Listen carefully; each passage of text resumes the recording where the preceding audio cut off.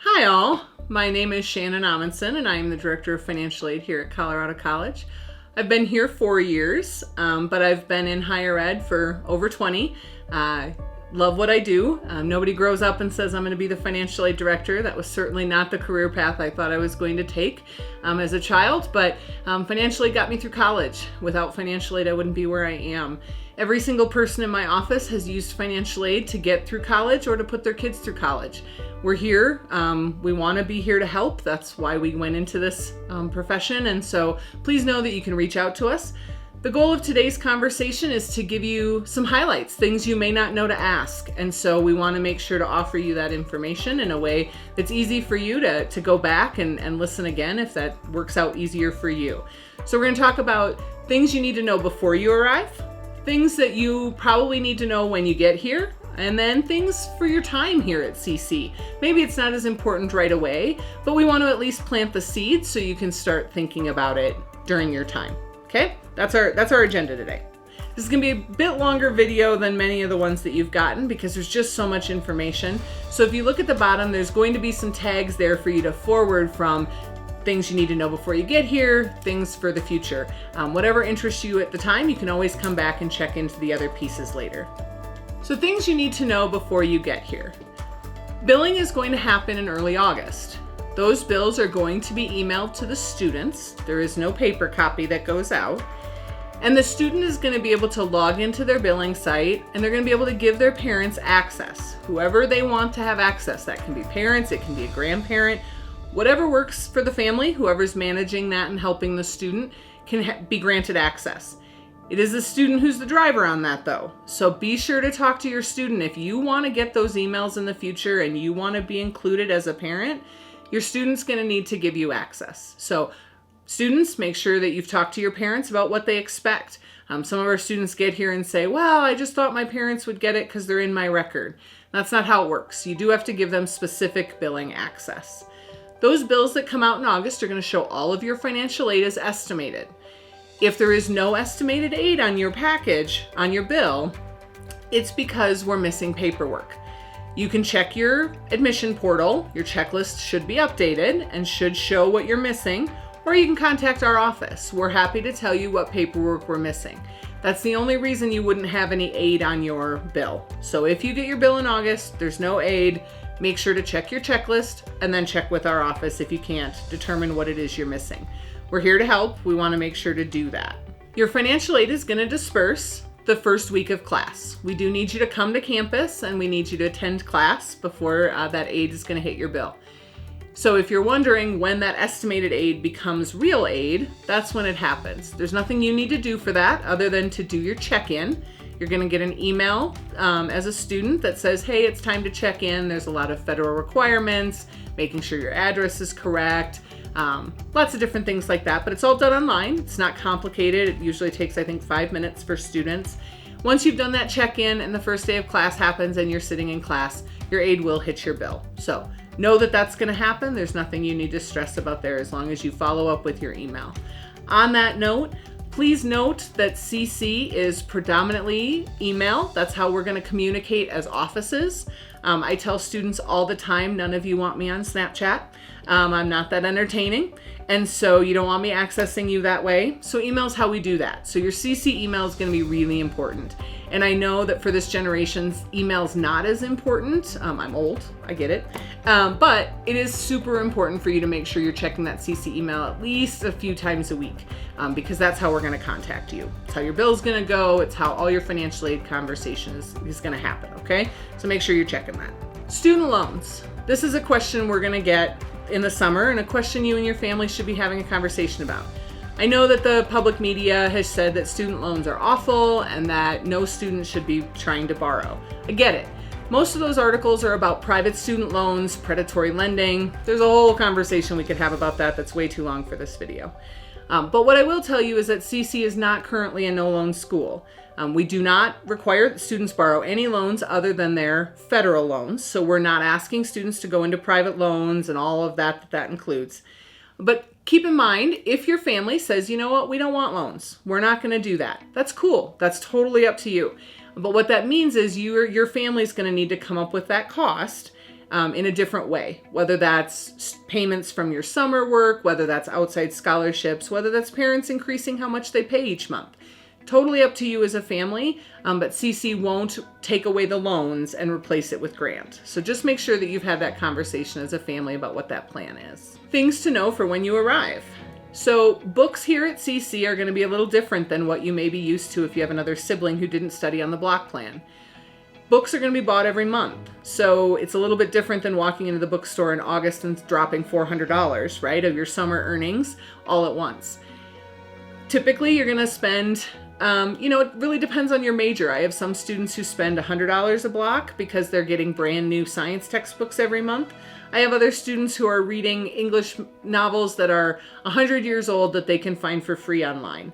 The important thing for you as the student to be focused on is you're going to register for your whole semester. So you're going to know what classes are coming.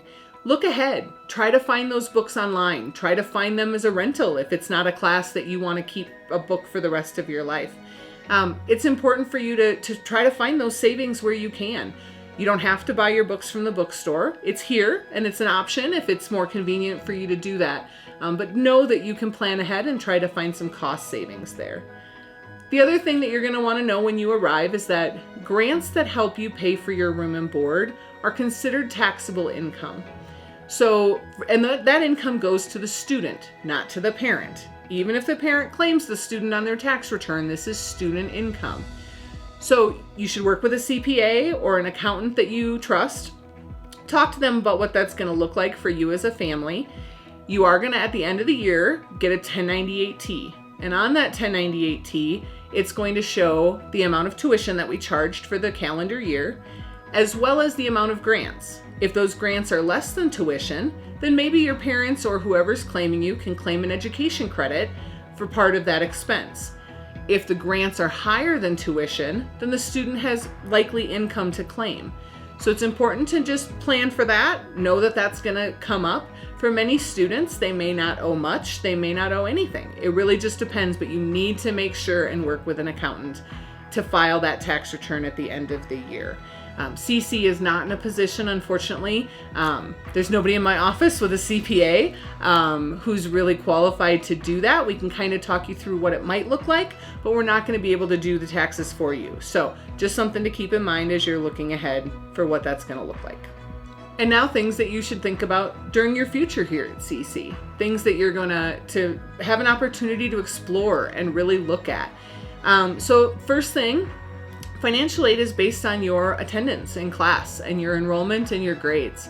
So there's a federal policy about making progress toward a degree.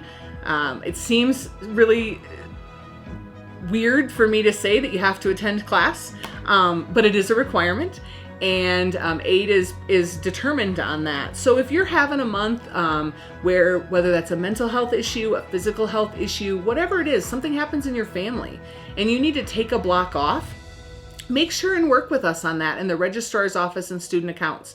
What we don't want is for you to stay registered in a class that you're not actually attending, because then that becomes a problem. We have to look at how many classes you're registered for and how many you get passing grades in. And you also have to maintain a 2.0. So those are just things to keep in mind. Being proactive on that enrollment is always going to be better than being reactive, if at all possible. Funding here at CC. CC has so many funding opportunities. So many excellent opportunities for you to take advantage of. But if you don't know about them, you don't know to look into them. So here's the things I want you to know. CC helps fund study abroad. 1 block, 1 semester, and 1 summer experience. Many students come to campus, they want to take part in everything, and they want to do it all right away. And I get it. It's an exciting time. You're away from home. Totally support that. But here's what I'll tell you.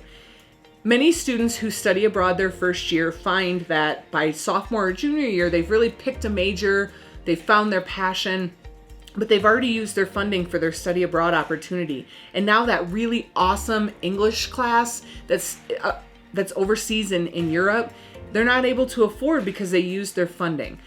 So plan. Make sure that your study abroad is part of your academic plan. You're not using it just because it sounds like a great opportunity. Make sure it's going to really make a difference in your experience, because we want you to be able to utilize all of that. There is a website, If you type study abroad into our website, you're going to be able to find the off-campus office. They handle the financing for that. Great people to work with. Make sure and reach out to them if you have any questions on how study abroad works. Summer session. So summer session here at CC, we offer a couple blocks every summer. Every student is entitled to one wild card while they're here at CC. And what that means is they get a free block in the summer, no tuition, to use for, maybe it's a great opportunity class that it's easier to fit it in the summer for them. Sometimes we have athletes who want to study abroad in the summer who can't because their program, their sport goes across both semesters. So they use the summer to do that. So make sure you know that your wild card can be used anytime before graduation for one summer block. That's no extra charge. It also allows you to take a block off if you get sick or really need to go home because there's a family member who's sick. It's a way to make up that block without delaying your graduation. So make sure that you've looked into that. Summer session is its own website, and they do handle their funding as well. So make sure to search summer session. You'll be able to find all the details on what we offer there.